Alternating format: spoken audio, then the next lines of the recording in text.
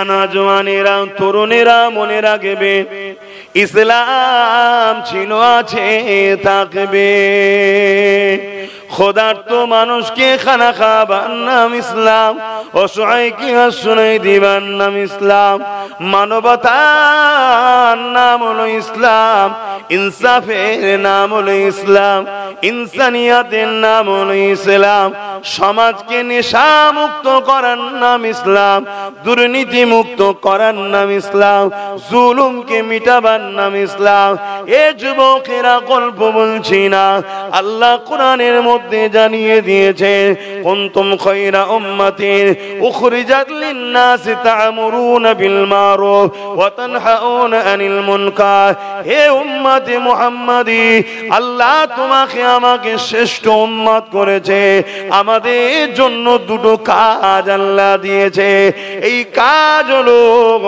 অন্যায়কে মিটিয়ে জুলুমকে মিটিয়ে দাঙ্গা ফাসাদ খুন খারাপিকে মিটিয়ে সুদ ঘুষ জিনা ব্যভিচারীকে মিটিয়ে দিয়ে এই জমিনের উপরে ন্যায় প্রতিষ্ঠিত করার নাম হলো ইসলাম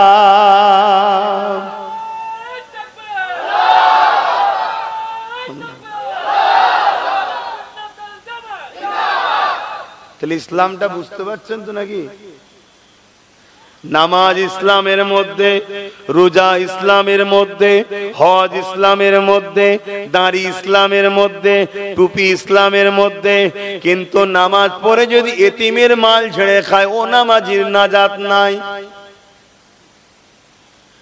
দাড়ি রেখে হজ করে যদি সুদের কারবার করে ও দাড়িওয়ালা হাজির নাজাত নাই হজ করে রোজা রেখে সমাজের বুকে যদি বেটার বিয়ে দিয়ে পণ লায় ওই পণের টাকা যদি খেয়ে নেয় এ যুবকেরা ও হাজি ও রোজাদারের নাজাত নাই অন্যায়কে মিটাবার নাম ইসলাম ন্যায়কে প্রতিষ্ঠিত করার নাম ইসলাম ক্ষুধার্ত মানুষের খাবার কেড়ে নিবার নাম ইসলাম নয় ক্ষুধার্ত মানুষকে খানা দিবার নাম ইসলাম হাতটাকে শোনো শোনো এ যুবকেরা অন্যায় অত্যাচারী জালিম শাসকের বিরুদ্ধে লড়াই করে সমাজ ও রাষ্ট্রকে শান্তি ও নিরাপদে রাখার নাম হলো ইসলাম জালিম অত্যাচারী চোর বাটপার খুনি চিটিংবাজ প্রতারণাকারী মিথ্যুক কায্যাব সরকারকে সাপোর্ট করার নাম ইসলাম নয় এ কোনো ইসলাম বিরোধী কাজ হবে তাদেরকে মিটিয়ে দিয়ে সমাজের বুকে গরিব দরদি ইনসাফ দরদি ইনসানিয়াত দরদি মানব দরদি মনুষ্যত্ব দরদি দেশের সার্বভৌমত্বকে নিরাপদে রাখবে এমন হুকুমাতের ব্যবস্থা তৈরি করার নাম হলো ইসলাম শুনছেন তো নাকি আমার কথাই কি আপনাদের কারো ডাউট হচ্ছে আসেন না কত মুফতি মাওলানা উলামা সমাজে তো ঘুরে বেড়াচ্ছে আমাকে নিয়ে একটু বসুন আমি বসি যদি মনে হয় ভুল হচ্ছে আমি তেনাকে উস্তাদ বলে কদম মুসি করে মেনে নেব আর যদি মনে হয় ঠিক আছে আমি তেনাকেও দাওয়াত দেবো আসুন একসাথে তাহলে ইসলাম আমরা সমাজকে শিখাই আমরা মনে করি নামাজ পড়ে নিয়েছি রোজা রেখে দিয়েছি দাড়ি রেখেছি হজ করেছি মাদ্রাসায় যে একটু কোরআন শিখেছি মৌলানা হয়ে গেছি বাস কখনো ভেবে দেখেছেন আমার নবী এসে কাদের হয়ে কাদের বিরুদ্ধে লড়েছিল আরে মেরাজ থেকে তো নবী নামাজ এনেছিল সে তো 11 বছর পর নবুয়াতের 11 বছর পর নবী মেরাজে গেছে এই 11টা বছর নবী কাদের পাশে দাঁড়িয়ে কাদের বিরুদ্ধে লড়েছিল জানেন আল্লাহ নবী লড়াই করেছিল জালিম শাসকের বিরুদ্ধে অত্যাচারী স্বৈরাচারী গুন্ডা বদমাইশ চরিত্রহীন আবু জেহেল উতবা সাইবা আবু সুফিয়ান উমাইয়া এদিকে পারস্য এদিকে রোম পুরো পৃথিবীতে যত জালিম বাটপার বদমাইশ শাসক ছিল যারা মানুষকে জুলুম করত তাদের বিরুদ্ধে রাসূল লড়াই করেছে, সংগ্রাম করেছে। আর কাদের হয়ে? যারা কেউ কিন্তু আল্লাহকে মানত না।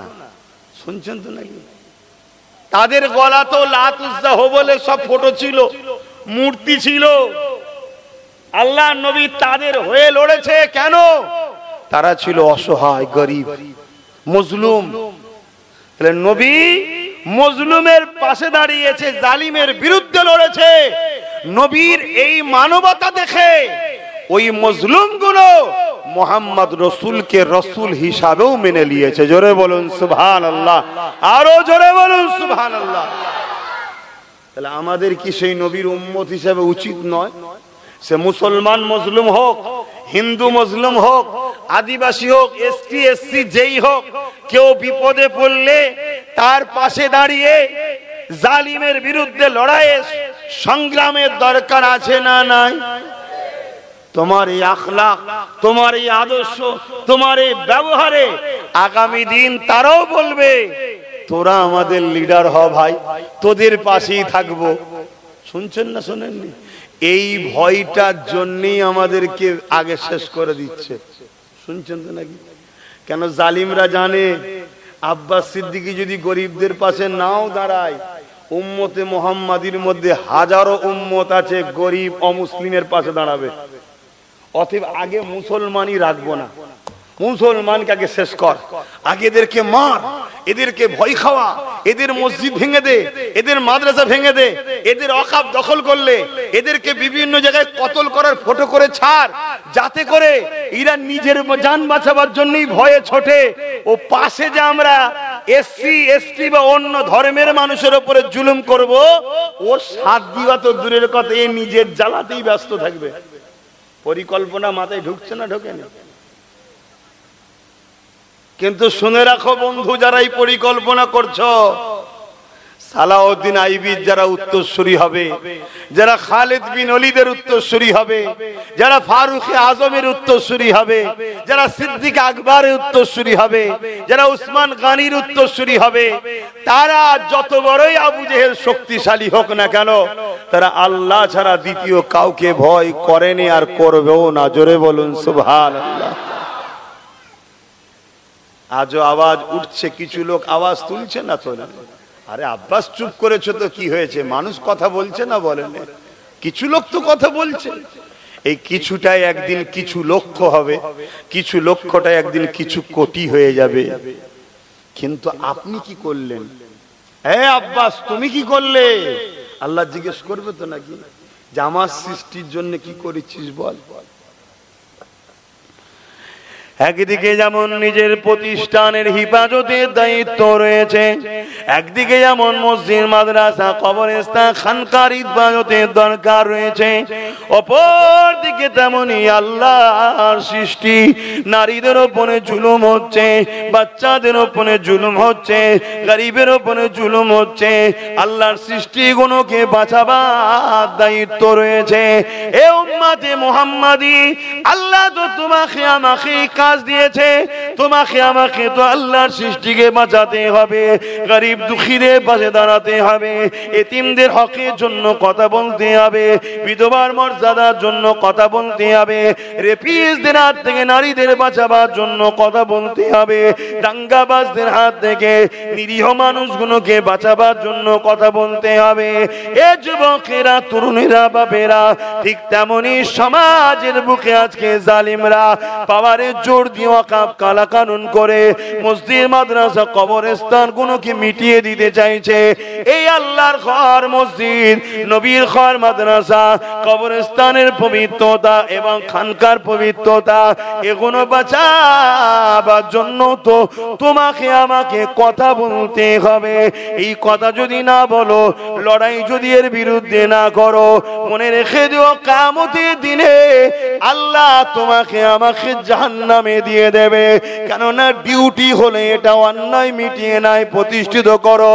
কুনতুম খায়রা উম্মাতিন উখরিজাত লিন-নাসি তা'মুরুনা বিল মারুফ ওয়া তানহাউনা আনিল মুনকার।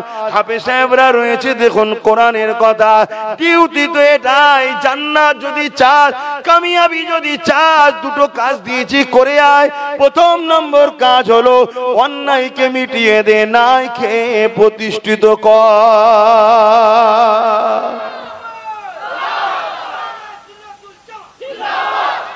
হাফেজ সাহেব নাকি আছো তো? কোরআনের কথা তো নাকি? ব্যাস আলহামদুলিল্লাহ। আর কোরআন কার কথা? কথা বলছে না তো? তাহলে আমাদের ডিউটি কি? জান্নাত যাবেন তো নাকি? জান্নাত যাবেন, আল্লাহ যে ডিউটি দিয়েছে করবেন না? সামান্য কোনো কোম্পানিতে কাজ করলে ডিউটি যদি না দেন মাইনে কাটা হয়ে যায়, ঠিকভাবে না করলে কোম্পানি থেকে বাদ হয় না, হয় না? আবার সামান্য আজকে সমাজে যে সমাজ এখন চলছে, ঠিকভাবে চুরি না করে দিতে পারলে তোকে পথ থেকেও বাদ। চলছে না? চলে না? ভালো ভালো ভালো ভালো যেসব ছেলেগুলো লড়াই করে আর করে জুলুম অন্যায়কে মিটিয়ে একটা ন্যায়ের সমাজ করব বলে দাঁড় করালো, তাকে বললো চুরি করে দে, সে বলছে পাচ্ছি না, বলছে বাদ যা, চল্লিয়া চল্লিয়া চল্লিয়া। সেই পুরাতন চোরগুলো আবার সব ঢুকাচ্ছে। কথা কিছু বুঝছেন না, বোঝেন না? হ্যাঁ, কি বলে আমলি তলার জ্বালাই ঘর বদলাম, আর সেই আমলি তলাতে গিয়েই বসলাম নাকি, একটা কথা আছে। হ্যাঁ, হাই হাই হাই হাই। আমার কথাই কারো কষ্ট হচ্ছে না তো? আমার ওই পাড়ের গুলো কি গো কষ্ট হচ্ছে? দেখো ভাই, গাছ যেমন লাগাবে ফল তেমন হবে। আমরা গাছ লেগিয়ে আর আম খাবার স্বপ্ন দেখলে হয় না তো। তো তুমি যদি আমার কথাই কষ্ট পাও, মনে রেখে দিও তোমার বাচ্চার জন্য আরো ভয়ানক দিন আসছে। তোমার আমার দিনটাই তো বহুত ভয়ানক, এর থেকেও কঠিন ভয়ানক যেটা প্যালেস্তাইনের বাচ্চাদের সঙ্গে ঘটলো। আচ্ছা, এখনো সময় আছে। আল্লাহর সাহায্য যদি চাও, আল্লাহর ডিউটি করো, আল্লাহ দিয়া ডিউটি করো। দুটো কাজ, অন্যায় মিটাও, নাই প্রতিষ্ঠিত করো। কোনটা অন্যায় কোনটা নাই? মা আতাকুমুর রাসূল ফাখুযুহু ওয়া মা নাহাকুম আনহু ফান্তাহু। রাসূল যা দিচ্ছে নিয়ে নে, নবী যা ছাড়তে বলেছে ছেড়ে দে। নবী ছাড়তে বলাটা হলো অন্যায়, নবী নাই নিয়াটা বলা হলো ন্যায়।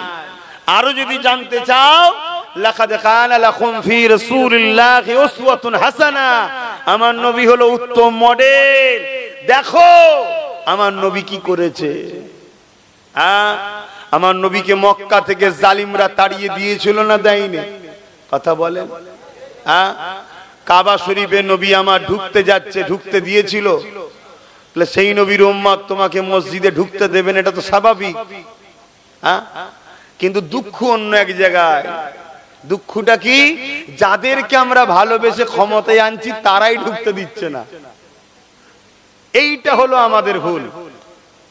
সেদিন যারা ঢুকতে দেয়নি তারা প্রথম থেকেই শয়তান। কিন্তু আজকে আমাদেরকে ডিস্টার্ব করছে কারা? যাদেরকে আমরা আনছি তারা। অলরেডি বাংলায় কোরআন সুন্নাহ দ্বীন ইসলাম বা এই ওয়াকফ আন্দোলনকে ব্যান করে দেওয়া হচ্ছে অলরেডি। আমি আমার আহলে সুন্নাত ওয়াল জামাতের ছেলেরা বিভিন্ন জায়গায় প্রোগ্রাম করছে না, খবর পেয়েছেন তো নাকি? প্রচুর জায়গায় বাধা দেওয়া হচ্ছে। কেন? ওই একটাই কথা, প্রশাসন বলছে কি আপনারা কেন প্রোগ্রাম করবেন, কি দরকার আপনাদের প্রোগ্রাম করা, ওসব প্রোগ্রাম রেখে দেন। এখন দেখলেন না বাংলার সিএম বলেছে আমি হতে দেবো না, অত আপনারা কেন প্রোগ্রাম করবেন? কথা শুনছেন না? শোনেন। আর আমাদের ছেলেগুলো সব আস্তে আস্তে একটু একটু তৈরি হচ্ছে। তো বলছে উনি তো বলেছিল 10,000 মাদ্রাসা দেবে, দিয়েছে? তোমার কথা কি বিশ্বাস করব? উনি তো বলেছিল এটা করে দেবো, ওটা করে দেবো, ওয়াকফ উদ্ধার করে দেবো, করে দিয়েছে? তো ওনার কথা কি বিশ্বাস করব? অতএব এটা আমাদের ঈমানি দায়িত্ব, আমরা করব। তখন কি বলছে? ভয় দেখাচ্ছে, হুমকি দিচ্ছে। তাহলে বুঝতে পারছেন তাহলে জুলুম হচ্ছে না, হয়নি? আচ্ছা, আমার কথায় কি আপনারা কষ্ট পেয়েছেন? এটা আওয়াজটা আস্তে করেই বলুন, কষ্ট পেয়েছেন কি? মনে রাখবেন একটা কথা, কেন্দ্রে যে সরকার বসে আছে ও ইসলাম মুসলমানদের বন্ধু তো নাকি? আপনাদের মহল্লায়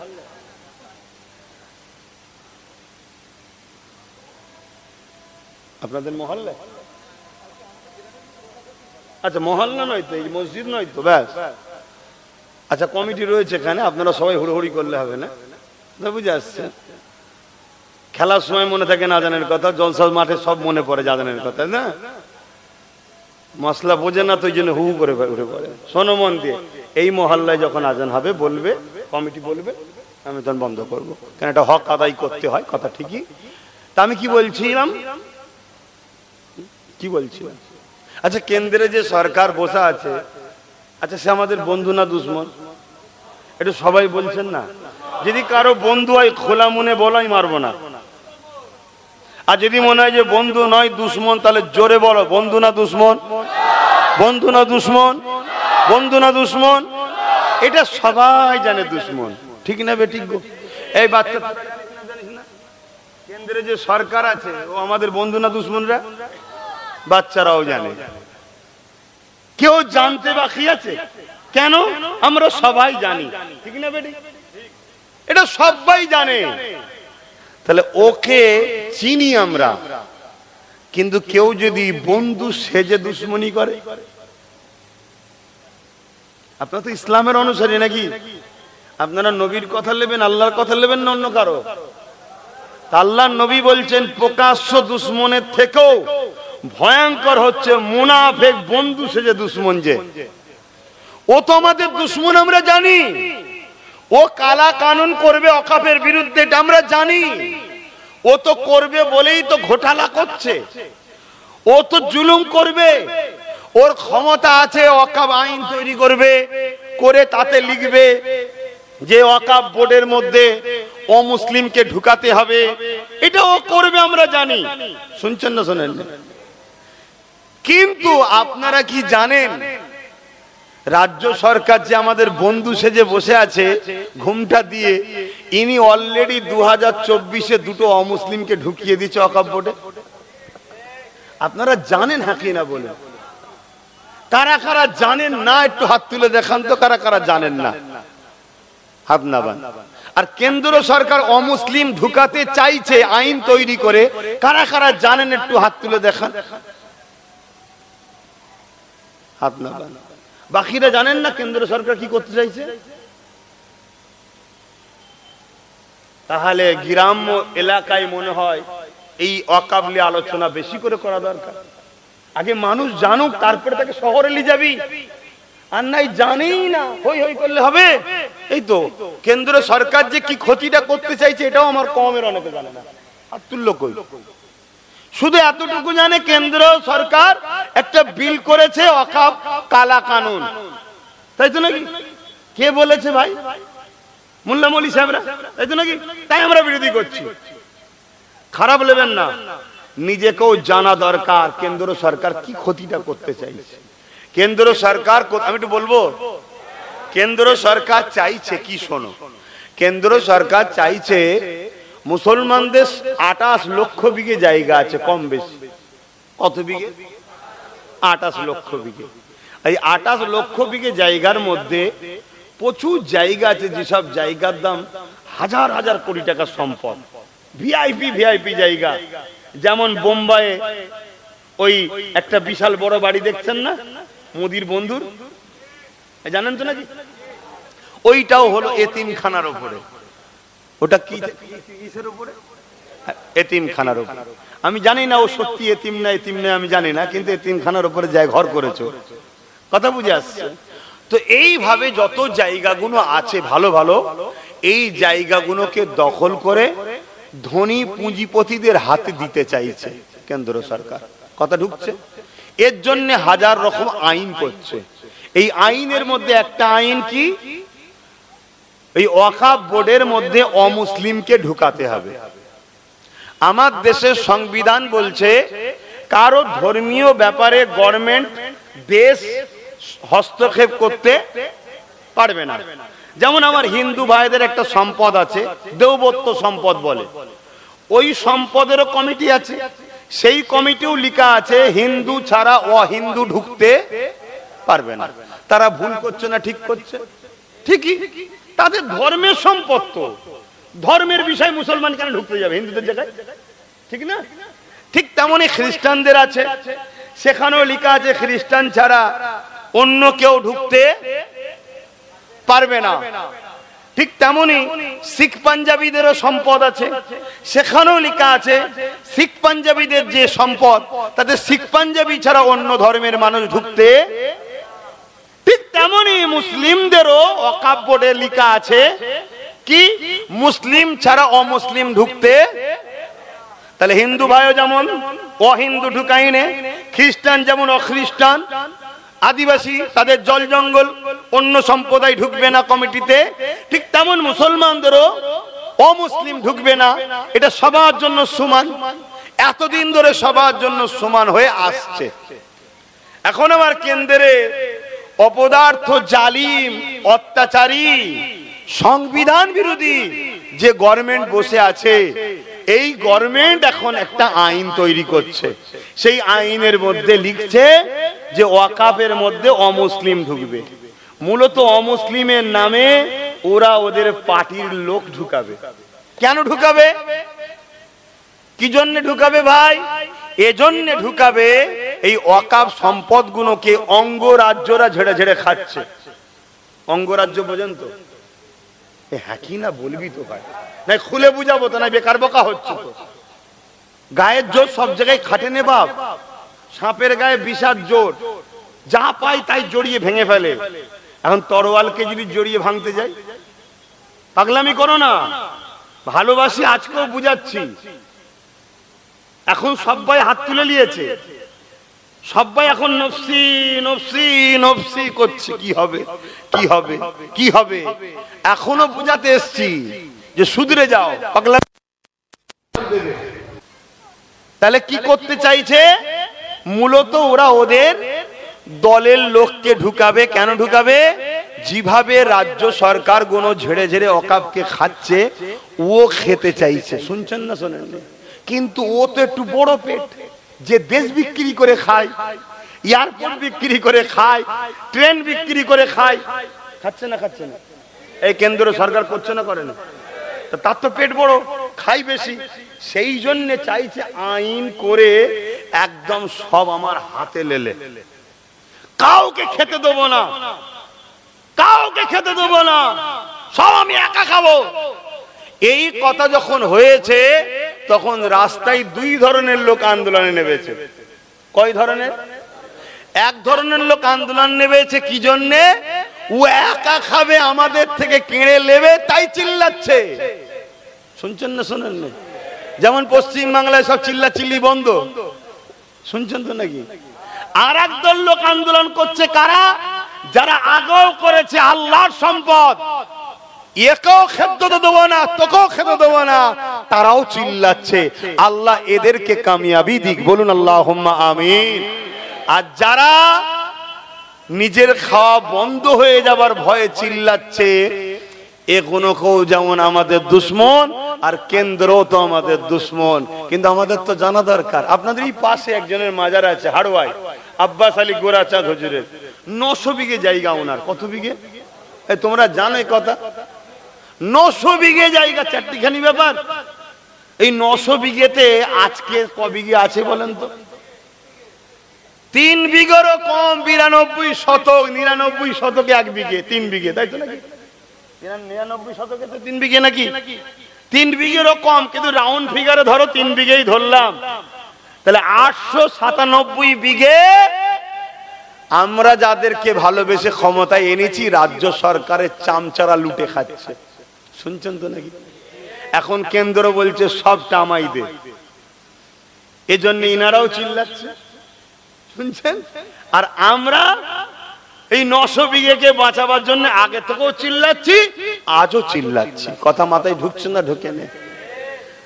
এবারে আমি যেটা বলতে চাইছি, ওই যে কালা কানুনের মধ্যে অমুসলিমকে ঢোকানোর চেষ্টা চলছে, কেন্দ্র সরকার করছে, এটা নাই না অন্যায়? অন্যায় দেখলে প্রতিবাদ করতে হবে না? হবে না? আল্লাহ নবী বলছেন, অন্যায় যদি কেউ দেখো হাত দিয়ে রোকো। কি দিয়ে? হাত দিয়ে। এবার আমরা কি কোনো ক্ষমতায় আছি? তাহলে আমরা হাত দিয়ে রুখতে পারছি না। যদি আমরা রাজ্যের ক্ষমতায় থাকতাম তাহলে কিন্তু হাত দিয়ে রুখতাম। শুনছেন না? শুনেন। কিন্তু ক্ষমতা নেই। আমার কম আমাদেরকে দালাল বলেছে। কি বলেছে না বলেন? বলে বার করে দিয়েছে। আমার কমের মধ্যে এক শ্রেণীর মুসলমান আছে যারা গুন্ডা বাহিনী। কাদের? ইসলামের দুশ্মনদের ভাড়াটিয়া গুন্ডা বাহিনী। তাদেরকে কোটি কোটি টাকা দেয়, অকাপেরই টাকা দেয়, অকাপেরই টাকা দেয়। ওরা ভাবে আমাদেরকে দিচ্ছে। তারা ভাড়াটিয়া হয়ে বিভিন্ন জায়গায় লুটপুট করে আর সবকিছু চুরি করে নিয়ে ওই ইসলাম বিদ্বেষীদের ঘরে জিতায়। আমাদের কমে আছে না নাই? তারা আমাদেরকে কত গালিগালাজ করেছে। তারপরে আমার কিছু ইমাম সাহেব ভাই, সবাই না হলো কিছু ভাই আছে মসজিদে মসজিদে আপনাদের ঘরে ভয় দেখিয়েছিল। দেখিয়েছিল না? দেখাই না? এটা হ্যাঁ কি না বলেন? লজ্জা লাগছে। তাই আমরা তো ক্ষমতাই নেই ভাই। তাই ইসলাম বলছে ক্ষমতা হাত দিয়ে রোখো। যদি হাতে ক্ষমতা না থাকে মুখ দিয়ে রোখো। তা মুখে যতটুকু ক্ষমতা আছে সেদিনও প্রচার করেছি, আজও করছি, আজও প্রতিবাদ করছি। এবং একটা আল্লাহ ফল দিয়েছিল নওশাদ সিদ্দিকী, হাত দিয়ে সুপ্রিম কোর্টে কেসও করেছে। করেছে না? করেন? কিন্তু যাকে নিয়ে আসলে বিজেপিকে রুকার জন্য তিনি কেস করেছেন তো? তিনি কেস করেন না, পর্যন্ত বলেছে দিল্লি চলে যান। তাই তো নাকি? হ্যাঁ, যদি ইমানদার হন ভুলে যাবেন না, সময় আসলে বলবেন আপনিও একটু দিল্লি যান। কি বলা দরকার আছে না নাই? আচ্ছা, এই কথাটা কি আপনাদের গায়ে লাগলো? কার কার গায়ে লাগে না আল্লাহকে সাক্ষী রেখে একটু হাত তুলে বলেন আমি ঠিক বলছি না ভুল বলছি। একটু হাত লম্বা করে তোলেন। এবার একটু ডায়ে বাঁয়ে দেখেন তো কেউ হাত তুলতে বাকি আছে কি? একটু দেখেলেন, দেখেলেন হাত নাবান। যদি কেউ হাত তুলতে বাকি থাকে তার সঙ্গে ঝগড়া করব না। ইসলাম ঝগড়া শিখাই না। এতটুকু জেনে যাব সে আমার মসজিদের নয়, সে আমার মাদ্রাসার নয়। সে মুসলিম দাবিদার হতে পারে, মসজিদ মাদ্রাসার যখন নয় তার মানে সে মুনাফিক মুসলমান। তার থেকে আমাদের দূরে থাকা দরকার আছে না না? আর সে যদি বলে তুই দূরে থেকে কি করবি, আমার গায়ের জোর আছে, মনে রাখবে মসজিদ মাদ্রাসা দিনের জন্য জান দিয়াও যেমন জায়েজ, ডিফেন্স করাটাও জায়েজ। জোরে বলুন সুবহানাল্লাহ। তো যাক, আমি যে কথা বলছিলাম, তাহলে এই যে দুজন ঢুকিয়ে দিয়েছে, এই অমুসলিমকে ঢুকাতে চাইছে, এটা অন্যায়। তাহলে প্রতিবাদ করতে হবে, তাই তো নাকি? আর রাজ্য সরকার যে অলরেডি ঢুকিয়ে রেখেছে এর প্রতিবাদটা করবেন না? কি গো, এর প্রতিবাদ করতে হবে না? হবে না? তাহলে যারা এত বড় বড় সব মিছিল করলো, ওয়াকাফ বাঁচাও, ওয়াকাফ বাঁচাও, ওয়াকাফ বাঁচাও, ভালো কথা না খারাপ কথা? কোন মজলিসে শুনেছিলেন এই কথাটা যে রাজ্য সরকার আপনি দুটো অমুসলিমকে ঢুকালেন কেন, জবাব চাই? কোন মজলিসে শুনেছিলেন যে রাজ্য সরকার আপনি একটু আমাদের নেত্রী, আমাদের প্রতিনিধি, আমাদের হয়ে সুপ্রিম কোর্টে একটু কেস করুন? শুনেছেন? কোন মজলিসে কোন প্রোগ্রামে শুনেছেন তিনটে এমপি কেন গেল না, ওদেরকে ইমিডিয়েটলি কৈফিয়ত দেন? কোন মজলিসে শুনেছেন যে আপনি আমাদেরকে সাপোর্ট করলেন, ভোট নিলেন, কলকাতার রেড রোডের মসজিদে গিয়ে বললেন মুসলমান বিপদে পড়লে আমি আছি, বিজেপিকে রুকার জন্য আমায় ভোট দাও, আর আজকে আপনি দিল্লি যেতে বলছেন কেন, এর জবাব চাই? শুনেছেন? তাহলে কি বললেন বুঝতে পারছেন? তুমি যদি অ্যারেস্টের ভরে ঘরে বসে থাকো তাহলে জাহান্নাম যাওয়ার জন্য তৈরি হও। ফাইসাল্লা তো দুটো, দুনিয়ায় যদি মার না খাও আখিরাতে মার খাবে। হযরতে নবী ইউসুফ আলাইহিস সালাম জেল খেটেছে, তুমি আমি কোথাকারের কে? শুনছেন না শোনেন না? হক কথা বলতে হবে।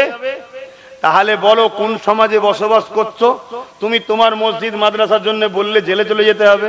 তাহলে কোন সমাজে? সমাজ ভালো না খারাপ? জোরে বলুন। তাহলে এই খারাপ সমাজকে ভালো করার জন্য দায়িত্ব ইমানদারের আছে না নাই? আমার আব্বাজান গুলো কি বলছেন, ছেলে ভুল হজ করছে নাকি? কি গো, ভুল বলছে আব্বাজানেরা? আবার অনেকের মাথায় ঢুকতে পারে হুজুর এসেছেন জলসা করতে, কথা বলবেন কেন? এজন্য বলছি বাপ, জালিম শাসকের বিরুদ্ধে ইসলাম লড়াই করা তার প্রতিবাদ করা এটা ইসলামেরই হুকুম। তাই ইসলামের মেম্বারে বলছি, জোরে বলুন সুবহানাল্লাহ। এবং এ কারণে বলছি ওয়াকাফ হলো ইসলামের একটা অঙ্গ। মসজিদ জড়িয়ে আছে, মাদ্রাসা জড়িয়ে আছে, কবরস্থান জড়িয়ে আছে। আর এটাও শুনে রেখে দাও, তোমাদের দায়িত্ব নিতে হবে প্রত্যেকটা যুবককে, কি এসসি এসটি ভাইদের সঙ্গে বন্ধু করতে হবে। লেবে না লেবে না, জোরে বলো। প্রত্যেককে বন্ধু করতে হবে, এসসি এসটি ভাইদের সঙ্গে বন্ধুত্ব করে বুঝাতে হবে। গতকালকের খবর, দলিত ঘরের মা হওয়ার জন্য তাকে শ্মশানে পুরাতে দেয়নি, কেন? তুই নিচু জাত। গত পরশু দিনের খবর, নিচু জাতের দলিত ঘরের ছেলে ঘোড়ায় বিয়ে করতে গিয়েছিল বলে বড় বড় যাত্রীকে পিটিয়েছে। গত পরশু দিনেরই খবর, একজন ভিডিও করে নিচু জাত বলে তাকে পিটিয়েছে। একজন স্কুলে পড়তো, নিচু জাত বলে তাকে বার করে দিয়েছে। আমার পশ্চিম বাংলায় 180টা পরিবারকে এই পান্ডুয়ার আশপাশে নিচু জাত বলে মন্দিরে ঢুকতে দেয়নি। এটা তোমাদের বুঝাতে দরকার আছে না নাই? তাদেরকে বুঝাও, ভাই আমরা আছি বলে তুই আজকে সম্মান পাচ্ছিস, আমরা যেদিন থাকবো না তোদেরকে নিচু জাত বলে, অছুত বলে সরিয়ে দেওয়া হবে। কি গো, দায়িত্ব নিতে হবে না? এই যে শিক্ষাটা দিলাম, টোটাল শিক্ষাটা, যেমন ধর্মের ওয়াকাফ বাঁচারও ব্যাপার আছে, পাশাপাশি আমার দেশ বাঁচাবার ব্যাপার আছে না না? দেশকে বাঁচাবার নাম ইসলাম না? ইসলাম নয়, তাহলে আমি ইসলাম বিরোধী কোনো কথা বললাম? তাহলে কারো মাথায় যদি ঢোকে, হুজুর এখানে কেন এ কথা বলবেন? তোমাদের মাথাটাকে তো হুজুর ঘুরিয়ে দিয়েছি, হুজুররা শুধু বাবারা বাবারা বাবারা খানা খাও খানা খাও, শুধু এই হচ্ছে খানা খাও খানা, সব ভালো, সমাজ শেষ হয়ে যাচ্ছে। হ্যাঁ, এই গ্রামে এমন অনেক বাড়ি দেখিয়ে দেবো যে বাড়িতে 25-30 বছরের মেয়ে আছে, পয়সার অভাবে বিয়ে হয়নি। এই গ্রামের কথাই বলছি, বলা কি ভুলে গেল? ওই মেয়েটা, ওই বোনটা যদি কোনো পাপ কাজে জড়িয়ে যায়, প্রত্যেকটা নামাজি শুনে রেখে দাও, জাহান্নামে যাওয়ার জন্য তৈরি হও। ও তো আমার মেয়ে নয় না, ও তোমার মেয়ে নয় তো কি হয়েছে? তোমার আল্লাহর সৃষ্টি, সে তোমার প্রতিবেশী, সে তার বাপ গরিব, তার মেয়ের বিয়ে দিতে পারে না, তুমি বোঝো না? তুমি ঘন ঘন হজ করতে চলে যাচ্ছ, উমরায় যাচ্ছ, বড় বড় গরু জবাই করে কুরবানি দিচ্ছ, হ্যাঁ ওটার নাম ইসলাম, কিন্তু মনে রেখে দিও গরিবকে সাহায্য করা হলো ইসলামের সব থেকে বড় ইসলাম। জোরে বলুন সুবহানাল্লাহ। তাহলে এটা কে ভাববে? এগুলো ভাবার জন্য রাজ ক্ষমতার দরকার আছে না না? রাজ ক্ষমতা থাকলে তো রাজ ক্ষমতা দিয়ে বলা হতো, আমাদের পশ্চিম বাংলার উলামাদেরকে নিয়ে একটা বোর্ড হবে, সেই বোর্ডটা হবে জাকাত বোর্ড, সরকারি তদারকি থাকবে, সব জাকাত ওখানে দাও, প্রত্যেক জায়গার গরিব যারা আছো সব ভাই যোগাযোগ করো, জাকাত ফান্ড থেকে বিয়ে দেওয়া হবে, খরচ করা হবে, পড়াশোনা করানো হবে। এবং কিচ্ছু যদি নাও দাও, তোমাদের যে ওয়াকাফের টাকা আছে, ওই ওয়াকাফের টাকাতে প্রত্যেকটা গরিব ধনী হয়ে যাবে। রাজ ক্ষমতার দরকার আছে না না? যদি দরকার না থাকতো তাহলে আমার নবী মদিনায় গিয়ে রাজ ক্ষমতা তৈরি করলো কেন? বলে রাষ্ট্র তৈরি করলো কেন? কিছু বুঝতে পারছেন? তাহলে আমাদের ঘরে ক্ষতি করলো কারা? কারা ক্ষতি করলো? বলবো আমি না তোমরা বলবে? হ্যাঁ, সব আমি বলি। হ্যাঁ, সব দুশ্মন আমার হোক আর তোমাদের সব বন্ধু হোক, তাই তো নাকি? তোমরা সব জায়গায় থাকবে, কি ভাই জানে